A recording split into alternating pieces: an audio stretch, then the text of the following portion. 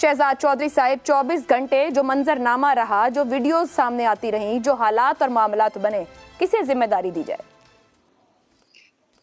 एक स्टेटमेंट आपके सामने पेश करता हूं। मेरा अपना जो अंदाजा है, जो क्रक्स डाला जा सकता है पिछले इस तजर्बे से या पहले तजर्बों से, कि सियासी फायदे के लिए रियासती ताकत को खड़ा कर दिया जाता है अवामी ताकत के खिलाफ। हम सियासी फायदे की खातिर, और सियासी फायदा क्या होता है आज की तनाजुर में देखा जाए तो एक हुकूमत है जो अपनी हुकूमत कायम रखना चाहती है, एक ऑपोजिशन है जो वो हुकूमत उससे छीनना चाहती है, वो इलेक्शंस के जरिए लेना चाहे या किसी भी तरीके से लेना चाहे, लेकिन एक सियासी इंतशार भी है और एक सियासी इनके आपस में लड़ाई भी है।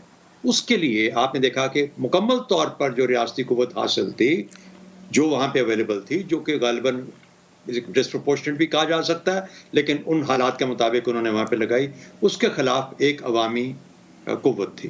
तो जहाँ पर अवाम और रियासत की कुव्वत को लड़ा दिया गया या वो लड़ने की सिचुएशन में आ गए, जिसकी वजह से एक खतरा पैदा हुआ, तो फिर मेरा ख्याल है कि कहीं ना कहीं पे जो लोग इन दोनों कुव्वतों को इस्तेमाल कर रहे थे, दोनों के दोनों ही इसके जिम्मेदार हैं।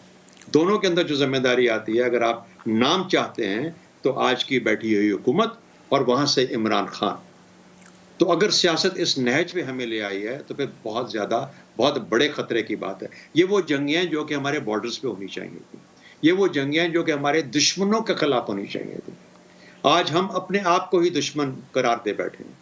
तो मेरी नज़र के अंदर अगर आपको किसी को ठहराना है, और शायद इसके अंदर हमारा पूरा सियासी कल्चर हो, शायद इसके अंदर और भी तारीखी अवामिल बहुत सारे हों, बहुत सारे लोग और बहुत सारी चीज़ें शामिल करेंगे, टीएलपी का जिक्र करेंगे, सवात का जिक्र करेंगे, एमकेएम का जिक्र करेंगे, ये जिक्र करेंगे कि किस तरीके से पीछे से बैठ के शैडोज़ के अंदर जो सामने नज़र आ रहा है वो ये है कि जो रियासती कुव्वत है वो खिलाफ खड़ी है अवामी कुव्वत के। क्या ये कभी ऐसा मौका आना चाहिए था, या हम सबको मिलके सियासत को असल में इन दोनों चीज़ों को, क्योंकि इनका तो आपस में नेक्सस है, इन्होंने तो आइन के तहत एक आपस ताल्लुक कायम किया हुआ है अवाम ने और इस रियासत में, और उसको चलाना हुकूमतों का काम होता है। हुकूमतें अगर उनको पाए और उनको लड़ाएं और भिड़ाएं आपस में, तो फिर तो उस रियासत और उस अवाम के लिए, उस माशरे के लिए सिर्फ खतरा ही खतरा है और कुछ भी नहीं। शहजाद साहब, मैं एक और सवाल यहाँ पे आपसे पूछना चाहूंगी। जो मैंने 24 घंटे मनाजिर देखे, पुलिस वहां मौजूद थी, पुलिस के हाथ में सिवाय डंडों के कुछ नहीं था। उसके बाद लम्हा बलम्हा पत्थरों, गुलेलों, डंडों से पेट्रोल बम तक जो मामला पहुंचा, ये जो पुलिस बाहर मौजूद थी, जो 24 घंटे मार खाती रही, इस मैदान में इसको उतारने वाले, क्या इस पुलिस के पास मोराल बचेगा? जो सबने देखा, इस पुलिस को बाद में कोई भी किसी तरीके से भी ट्रीट कर रहा होगा, इनकी अपनी स्टैंडिंग क्या बचेगी जिनके साथ ये सब कुछ हुआ गुज़िश्ता 24 घंटे में? ये वही पुलिस है जो एमकेएम का 1980 का जो दिहाई थी और 90 की वो भुगत चुकी है। ये वही पुलिस है जो पीएनपी के धरने इस्लामाबाद में और लाहौर में भुगत चुकी है। ये वही पुलिस है जो इमरान खान के धरने और 25 नवंबर का या 25 मई वाला जो उसका मार्च पास्ट का, उसको भुगत चुकी है। ये वही पुलिस है जो पहले आज से लेके आज तक चलती है। ये पुलिस इसको जो भी इस्तेमाल करता है, कभी ये परवेज इलाही इस्तेमाल कर रहा होगा, कभी उसको कोई और पीटीआई वाला इस्तेमाल कर रहा होगा, और कभी कोई पीएमएलएन वाला इस्तेमाल कर रहा होगा, या कोई और सूबे वाला या किसी और पार्टी वाला। ये वही पुलिस है, और बदकिस्मती से ये इस्तेमाल होते हैं, और इस तरीके से इस्तेमाल होते हैं। रेंजर्स को बुला लीजिए, जिसको मर्जी बुला लीजिए, लेकिन आप, ये रियासती कुव्वत है, इस रियासती कुव्वत के खिलाफ क्या खड़ा है? अवामी कुव्वत। और अवामी कुव्वत को आपने लाके खड़ा कर दिया, तो दोनों ही इसके जिम्मेदार हैं, दोनों ने ही इस नहज पे हमें पहुंचा दिया। हालांकि उनका काम था बैठ के रास्ते तलाश करना और रास्ते निकालना। जी ठीक।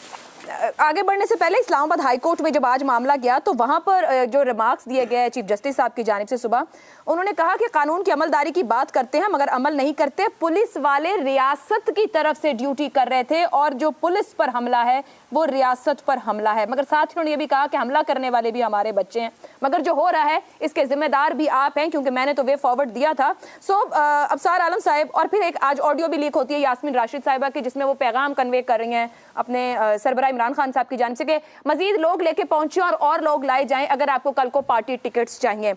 हम किसे जिम्मेदार ठहराएं? क्या सबके ऊपर जिम्मेदारी डाल देनी चाहिए? क्या किरदारों को अलग अलग रख कर देखने की जरूरत है, या यहाँ कोई शो डाउन हो रहा था कि सबने अपनी अपनी कुव्वत का मुजाहिरा करना है? तो फिर बनेगा क्या अगर सबने अपनी अपनी कुव्वत का मुजाहिरा करना है? देखिए आयशा, मेरा व्यू थोड़ा सा मुख्तलिफ है, लेकिन मैं आज जज्बाती नहीं होना चाहता, क्योंकि कुछ ख़ास लोग मेरा ये प्रोग्राम देख रहे हैं और उन ख़ास लोगों के ख़्याल में मैं एक इमेजिनेटिव वर्ल्ड में रहता हूँ, फैंटेसी वर्ल्ड में रहता हूँ, यूटोपिया मैंने बनाया हुआ है। असली ज़िंदगी और तरह की होती है, ज़िंदगी की हकीकतें और तरह की होती हैं और मुझे वो एक्सेप्ट करनी चाहिए। मसला मेरा ये है, उन ख़ास लोगों को भी ये मैं पैगाम देना चाह रहा हूँ कि मुझसे मैं हो सकता है इमोशनल हूँ, लेकिन मैं लॉजिकली इमोशनल होता हूँ, क्योंकि मैं जो फैक्ट्स हैं उनके मुताबिक चलता हूँ और उसमें जो मुझे फैक्ट्स मेरे सामने हैं मैं उसके मुताबिक आपको अपना तजिया दे देता हूँ। तो आप जो ख़ास लोग हैं वो भी मेरा तजिया सुन लें और आप भी सुन लें। आपने लिखा है अपने क्वेश्चन के आखिर में कि या कोई और, मैं या कोई और पे रोशनी डालना चाहता हूँ। देखें, ये जत्थों के ज़रिए जो रवायत का आगाज़ हुआ है ना, ये फैज़ाबाद धरना से हुआ है। जब जनरल फैज़ ने एक डॉक्यूमेंट पे दस्तखत किया और टीएलपी के सामने सरेंडर करवाया गया रियासत को, ठीक है, उसके बाद ये हुआ कि काजी फ़ाइज़ ईसा साहब ने एक पिटीशन पे फ़ैसला दिया कि जिन लोगों ने ये काम करवाया उनके ख़िलाफ़ कार्रवाई की जाए, इदारे ख़ुद करें। उनके उस फैसले को ना सिर्फ उठा के रद्दी की टोकरी में फेंक दिया गया, बल्कि उनके ख़िलाफ़ उनको इबरत की मिसाल बनाने के लिए एक मुहिम शुरू हो गई, जिसका अंजाम जो भी हुआ, वज़ीर-ए-आज़म ने रेफरेंस भेजा सदर के ज़रिए, सदर भी उसमें इन्वॉल्व, वज़ीर-ए-आज़म भी इन्वॉल्व, और बेंच ने सुना और ख़त्म हो गया। झूठा रेफरेंस था। एक बात तो ये, जस्टिस शौकत अज़ीज़ सिद्दीकी ने फैसला दिया कि इस धरने को यहाँ से उठाया जाए, नहीं उठाया गया। अब आ जाए मौजूदा इस धरने की तरफ। धरना नहीं, जो भी रैली कल हो रही, 2-3 दिन से जो हो रहा है, उसमें देखिए आपने अदलिया की बात नहीं मानी। रियासत के इदारों ने अदलिया की बात उस वक्त नहीं मानी।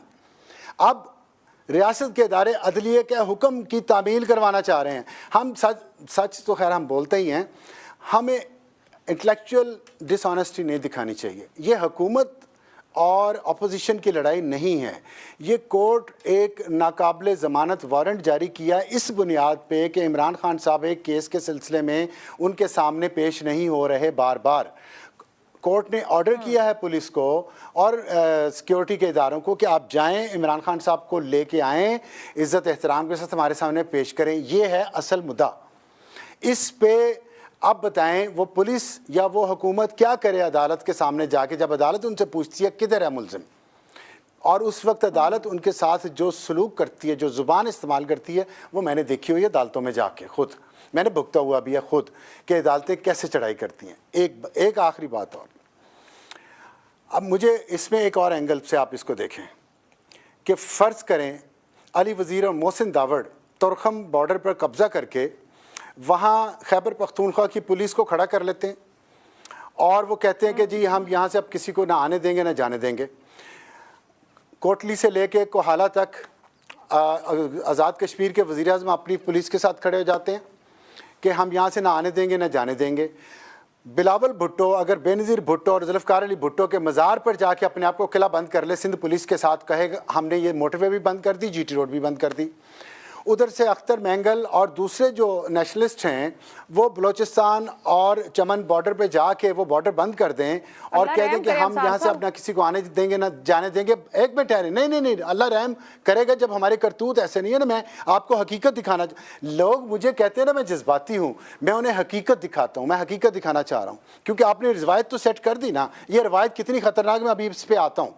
उसके बाद बलूचिस्तान में ये हो जाए और अब आप मुझे बताएं कि अली वज़ीर और अली अमीन गंडापुर के लिए कवानीन अलग अलग क्यों हैं, वली ख़ान और इमरान ख़ान के लिए कवानीन अलग अलग क्यों हैं, और अब लाहौर और पंजाब जो बनिस्बत एक पुरअमन जगह थी और लाहौर से आपने ये मैसेज दिया पूरे पाकिस्तान को आपने मैसेज दिया है कि लाहौर में ये हो रहा है। अब आप आज़ाद हैं ये सब करने के लिए। अब देखिएगा, अब ये रवायत आपने जो लाहौर में सेट करवा दी है ना अदलिया ने हमारी, आप ये कह रहे हैं कि हुकूमत ये में पूरे बस थी, वो पाकिस्तान में गिरफ्तारी नहीं मुझे कर फैलती सकती नजर आ थी, रही है। उतर गई मैदान में, पर हाथ में कुछ नहीं था, ना वजीर आजम के ना वजीर आयशा दाखिला देखें, के। आपने ये कंक्लूड कर, नहीं नहीं आयशा देखें, जी। नहीं मैंने कंक्लूड नहीं किया अभी। लोग ये भी कहते हैं, वो ख़ास लोग जो है ना जिनका मैं जिक्र करूं, जो आप प्रोग्राम देख रहे हैं, वो ये भी कहते हैं कि एक के मुकाबले में तुम तीन के मुकाबले में तुम अकेले थोड़ा टाइम ज़्यादा लिया करो। तो आपसे मेरी रिक्वेस्ट है थोड़ा टाइम ज़्यादा दे दें। मुझे ये खतरा लग रहा है, मैं तो एक जितना ही दे सकती हूँ, मेरी जुरिस्डिक्शन में एक जितना ही टाइम है। मुझे ये बताएं, और सबका नुक्ता नज़र बेशक मुख्तलिफ होगा, चलें चंद सेकंड, अच्छा चलें मुकम्मल कीजिए, चंद सेकंड, सिर्फ चंद सेकंड। जी जी। गिलगित बल्तिस्तान की पुलिस वहां खड़ी है, इसका पंजाब पुलिस को इल्म क्यों होना चाहिए था? इस्लामाबाद पुलिस को क्यों इल्म होना चाहिए था? गिलगित बल्तिस्तान की पुलिस को क्यों इल्म नहीं था कि वो वहाँ क्यों खड़ी है? वो अपने सूबे में जाके वहाँ लॉ एंड ऑर्डर करे, या वो एक सियासी लीडर की हिफाजत के लिए 1000 मील दूर आई हुई है? क्यों? Valid point sir. साबिक वज़ीर आज़म को कानून के मुताबिक पंजाब पुलिस और इस्लामाबाद पुलिस ने जितनी भी सिक्योरिटी देनी है, वो 10 बंदे हैं, 2 बंदे हैं जो कानून के मुताबिक वो उन्हें मिली हुई है। प्राइवेट सिक्योरिटी भी रखी हुई है, उन्होंने बंदे भी बुलाए हुए हैं खैबर पख्तूनख्वा से असले समेत। तो फिर गिलगित बल्तिस्तान की पुलिस यहाँ अंडे दे रही है।